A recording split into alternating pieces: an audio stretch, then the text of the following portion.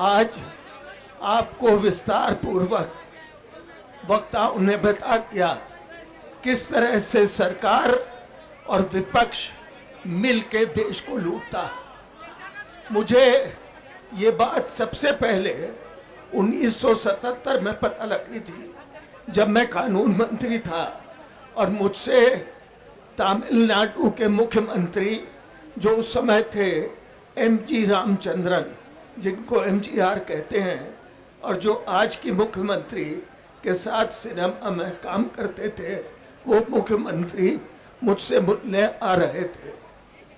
तो मैंने उनके बारे में कुछ जानकारी प्राप्त की और मुझे जो जानकारी मिली वो ये कि बहुत होशियार मुख्यमंत्री हैं, भ्रष्टाचार तो खूब करते हैं, और जो उस समय शराब का, क्योंकि जो स्टेट गवर्नमेंट्स थी वो सबसे बड़ा भ्रष्टाचार शराब के मामलों में करती थी, क्योंकि वो राज्य सरकारों के अधीन था लिकर शराब, और उसमें बहुत भ्रष्टाचार होता था।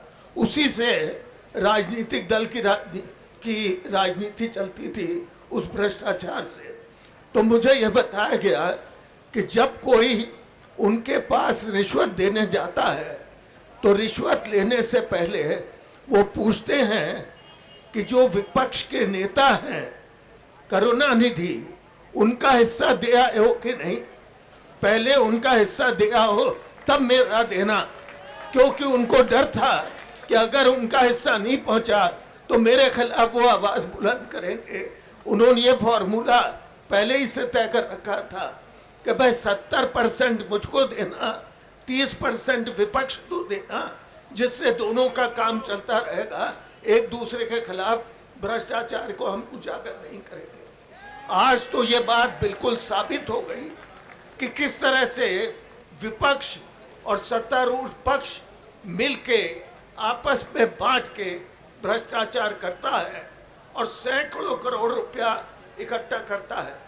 आपको योगेंद्र जी ने बताया कि अब तो कुछ खबरें आने लगी हैं कि 50 रुपए प्रति टन कि जो कोयले की खदान दी जाती थी किसी को, उसमें सब पता था कि इतने टन कोयला है, 50 रुपए के हिसाब से उसमें रिश्वत तय हो जाती थी।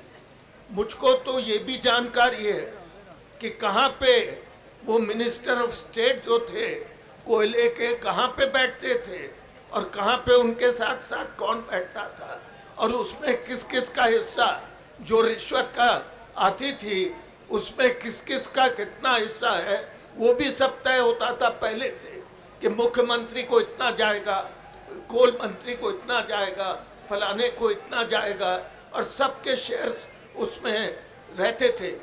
और उसके बाद जब रुपया मिल जाता था तब टेलीफोन चला जाता था स्क्रीनिंग कमेटी को कि अब ये हो गया है, अब आप इनको ये खदान दे दीजिए। इस तरह से वो लूट चली है जो आज सब उजागर हो गई है। लेकिन किसने उजागर की? कैग। कैग कौन होता है? एक आर्टिकल 148 है संविधान में, जिसमें सिर्फ सरकार नियुक्त करती है उस कैग को। ये कैग के अधिकारी जिन्होंने ये रिपोर्ट दी है, इसको यही यूपीए सरकार, कांग्रेस सरकार, जिसके प्रधानमंत्री मनमोहन सिंह जी हैं, इसी ने नियुक्त किया था और इसी ने ये रिपोर्ट दी है। और ये दिखलाया है किस तरह से कम से कम 1,86,000 का घोटाला हुआ। और आज वित्त मंत्री कहते हैं कोयला क्योंकि निकाला नहीं गया तो इसलिए इसमें कोई नुकसान कैसे सरकार को हुआ। एक हंसी आती है। क्या वो समझते हैं कि देश की जनता 5वीं क्लास भी पास नहीं है?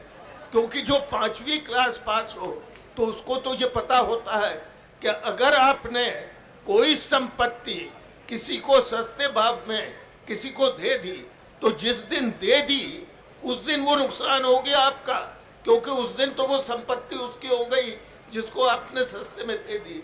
और सस्ते में आप ऐसे तो देंगे नहीं जब तक वो कुछ हिस्सा आपको रिश्वत के तौर पर नहीं देगा, नहीं देंगे। आज सारा देश प्रधानमंत्री से इस्तीफा मांग रहा है क्योंकि प्रधानमंत्री का साफ अपना हाथ इस भ्रष्टाचार में है। लेकिन वो इस्तीफा नहीं दे रहे, कुर्सी से चिपके हुए हैं। एक वो जमाना था, लाल बहादुर शास्त्री रेलवे के मंत्री थे, एक एक्सीडेंट हो गया था जिसमें कुछ लोगों की मौत हो गई थी और उसके लिए लाल बहादुर शास्त्री ने इस्तीफा दे दिया था। एक वो जमाना था। आज वो जमाना है कि प्रधानमंत्री के खिलाफ उन्हीं के नियुक्त किए गए कैग ने 1,86,000 का घोटाला की जिम्मेदारी उनके ऊपर डाली है और इस्तीफा देने को तैयार नहीं है। आपको अब एकजुट हो जाना होगा।